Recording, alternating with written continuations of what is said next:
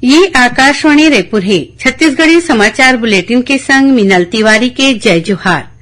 जम्मू सुनैया मन ला स्वतंत्रता दिवस के गाड़ा गाड़ा बधाई और शुभकामना। अब सुनो आज के प्रमुख समाचार। राष्ट्र 77वां स्वतंत्रता दिवस मनावत है। प्रधानमंत्री ह दिल्ली के लाल किला ले तिरंगा फहरा के राष्ट्र ला संबोधित करत कहिन कि पारंपरिक कौशल ला बढ़ावा दे बर अवैया महीना ले विश्वकर्मा योजना शुरू करे जाही। मुख्यमंत्री ह रायपुर के पुलिस परेड मैदान में आयोजित मुख्य समारोह में ध्वजारोहण करके परेड के सलामी लीन और मुख्यमंत्री ह छत्तीसगढ़ साहित्य अकादमी सम्मान 3 श्रेणी में दे जाए के घोषणा के संग श्रमिक मन बर श्रमिक पेंशन सहायता योजना शुरू करे के करीन ऐलान। अब समाचार विस्तार ले। राष्ट्र आज 77वां स्वतंत्रता दिवस मनावत है। प्रधानमंत्री नरेंद्र मोदी ह दिल्ली के लाल किला के प्राचीर ले राष्ट्रीय ध्वज फहरात राष्ट्र ला संबोधित करीन। ये मौका में प्रधानमंत्री ह कहिन की निष्ठा, पारदर्शिता और निष्पक्षता ला बढ़ावा देबर भारत ला विकसित राष्ट्र बनाना हमर सामूहिक जिम्मेवारी होना चाहिए। प्रधानमंत्री ह कहिन की सरकार पारंपरिक कौशल ला बढ़ावा देबर अवैया महीना ले विश्वकर्मा योजना शुरू करही। प्रधानमंत्री ने कहा कि देश में आतंकी घटना में कमी आए हैं और नक्सली क्षेत्र में परिवर्तन हुए हैं।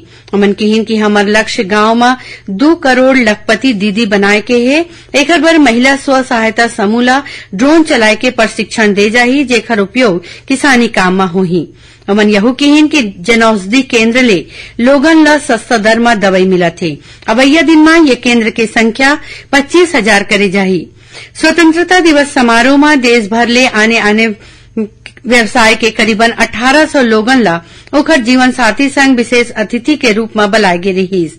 इमा छत्तीसगढ़ के 5 किसान उत्पादक संगठन के 10 जन प्रतिनिधि समेत आने क्षेत्र के 29 जन लाभार्थी परिवार शामिल रहीन।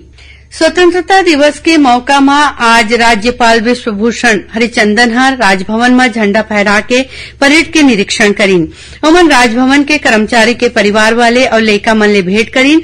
उन्हें जिला मुख्यालय में विभागीय मंत्री और संसदीय सचिव मन ह झंडा फहरा के मुख्यमंत्री के प्रदेश के जनता के नाव संदेश के वाचन करीन। उप मुख्यमंत्री टीएस सिंहदेव ह अंबिकापुर, विधानसभा अध्यक्ष डॉक्टर चरणदास महंत ह मनेन्द्रगढ़, चिरमिरी, भरतपुर जिला मुख्यालय में, मंत्री रविन्द्र चौबे ह बेमेतरा, ताम्रध्वज साहू ह दुर्ग और मंत्री मोहम्मद अकबर ह कवर्धा में तिरंगा फहराइन।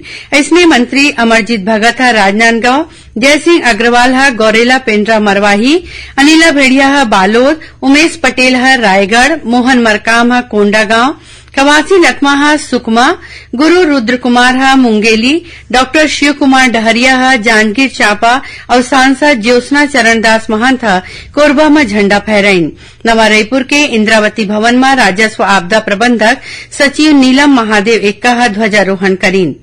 रायपुर के इंदिरा गांधी कृषि विश्वविद्यालय में कुलपति डॉक्टर गिरीश चंदेल ह झंडा फहराइन। ये दौरान आजादी के अमृत महोत्सव में मेरी माटी मेरा देश कार्यक्रम में कृषि महाविद्यालय रायपुर के 200 स्वयंसेवक मन ह अमृत काल के पंच प्रण के शपथ लीन और पौधा लगाइन। अखिल भारतीय आयुर्विज्ञान संस्थान एम्स रायपुर में चिकित्सा क्षेत्र में नवा शोध और अनुसंधान के प्रतिमान स्थापित करे के आह्वान के संग स्वतंत्रता दिवस मनाएगी। ये बेरा में आजादी के अमृत महोत्सव में आधारित एक सेल्फी प्वाइंट घलो बनाई गई रहीस, जिहां एम्स के शिक्षक, अधिकारी, कर्मचारी और छात्र मन ह सेल्फी लीन। कार्यक्रम में एम्स के अधिष्ठाता प्रोफेसर आलोक चंद्र अग्रवाल ह झंडा फहराइन। दक्षिण पूर्व मध्य रेलवे के बिलासपुर मुख्यालय समेत सबो रेल मंडल मन में स्वतंत्रता दिवस समारोह मनाएगी। महाप्रबंधक आलोक कुमार ह बिलासपुर में झंडा फहरा के परेड के सलामी लीन। एसीसीएल बिलासपुर में आज स्वतंत्रता दिवस समारोह में सह प्रबंध निदेशक डॉक्टर प्रेम सागर मिश्रा ह तिरंगा फहराइन। उन्हें रायपुर के छत्तीसगढ़ स्टेट पावर कंपनी के मुख्यालय में पावर कंपनी के चेयरमैन अंकित आनंद ह ध्वजारोहण करीन।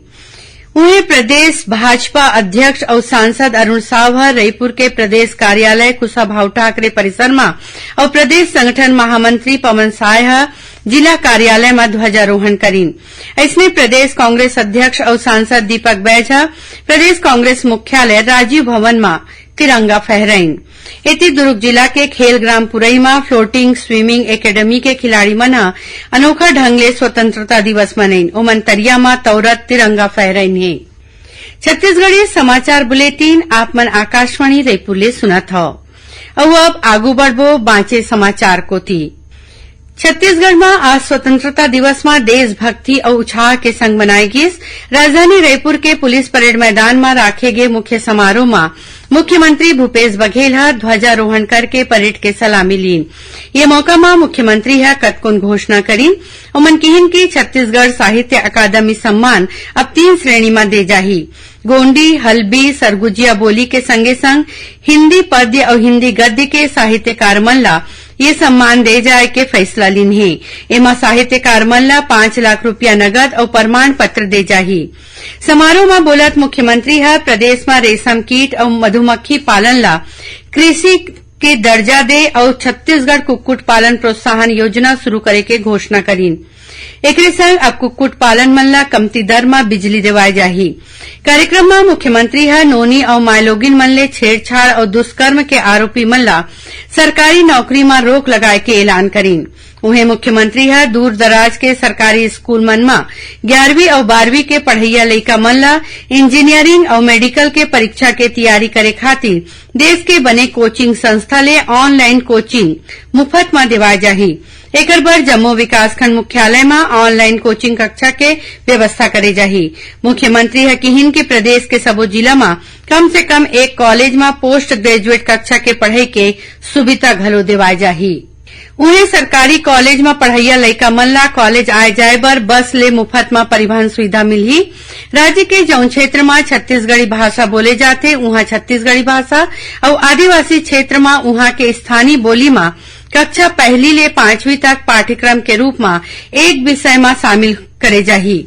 श्री बघेल शहरी स्वच्छता दीदी और शहरी आजीविका के क्षेत्र में काम करत सामुदायिक संगठन के मानदेय में 20% और अंशकालीन सफाई कर्मचारी और मध्याह्न भोजन ले जुड़े रसोईया मन के मानदेय में 500 रुपया प्रतिमाह बढ़वार करे के घोषणा करीन है।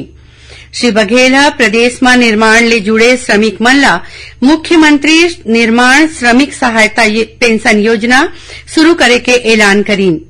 एमा 10 साल ले पंजीयन होए मजदूर जिखर आयु 60 बछर पूरा हो गए है ओखर मन बर जीवन भर हर महीना 1500 रुपया मासिक पेंशन दे जाही। समारोह में मुख्यमंत्री प्रदेश के 7 जन अधिकारी मन ला पुलिस वीरता पदक, 11 जन अधिकारी मन ला भारतीय पुलिस पदक, 2 अधिकारी ला गृह रक्षक और नागरिक सुरक्षा सराहनीय सेवा पदक और 1 जन ला राष्ट्रपति के विशिष्ट सेवा पदक ले सम्मानित करीन। उन्हें उमन सुराजी गांव योजना में 3 ठिन गौठान ला बने काम करे बर इनाम दीन। एमा राजनांदगांव जिला के गांव के अमलीडी, दुर्ग जिला के चंदखुरी और सारंगगढ़ बिलाईगढ़ जिला के हिर्री गौठान प्रबंधन समिति शामिल है। ये मौका में केंद्रीय बल में सीआईएसएफ और राज्य बल में छत्तीसगढ़ जेल ला मार्च पास्ट बर पहले पुरस्कार देगीस। सांस्कृतिक कार्यक्रम में लक्ष्मी नारायण कन्या स्कूल अव्वल स्थान बनेस। पाछू मुख्यमंत्री स्वतंत्रता दिवस के मौका में राजधानी रायपुर के टाउन हॉल में जनसंपर्क विभाग कोती ले राखे गए छाया चित्र प्रदर्शनी के शुभारंभ करीन। अब थोरकुन समाचार सार में हर घर तिरंगा अभियान में भाजपा कार्यकर्ता मन शक्ति जिला में महानदी बरेकेल कला में नाव में बैठ के तिरंगा यात्रा निकालीन और जांजगीर चांपा जिला के कुदरी बैराज में नहाए बर गए 2 झिन छात्र के बुड़े ले मौत हो गई। आखिर में प्रमुख समाचार एक घाव फेर। राष्ट्र आज 77वां स्वतंत्रता दिवस मनावत है। प्रधानमंत्री दिल्ली के लाल किला ले तिरंगा फहरा के राष्ट्र ला संबोधित करत किहिन कि पारंपरिक कौशल ला बढ़ावा दे बर अवैया महीना ले विश्वकर्मा योजना शुरू करे जाही। मुख्यमंत्री रायपुर के पुलिस परेड मैदान में आयोजित मुख्य समारोह में ध्वजारोहण करके परेड के सलामी लीन और मुख्यमंत्री छत्तीसगढ़ साहित्य अकादमी सम्मान 3 श्रेणी में दे जाए के घोषणा के संग श्रमिक मन बर श्रमिक पेंशन सहायता योजना शुरू करे के करीन ऐलान। एकरे संग छत्तीसगढ़ी समाचार बुलेटिन यही सिरावत है। जय जोहार।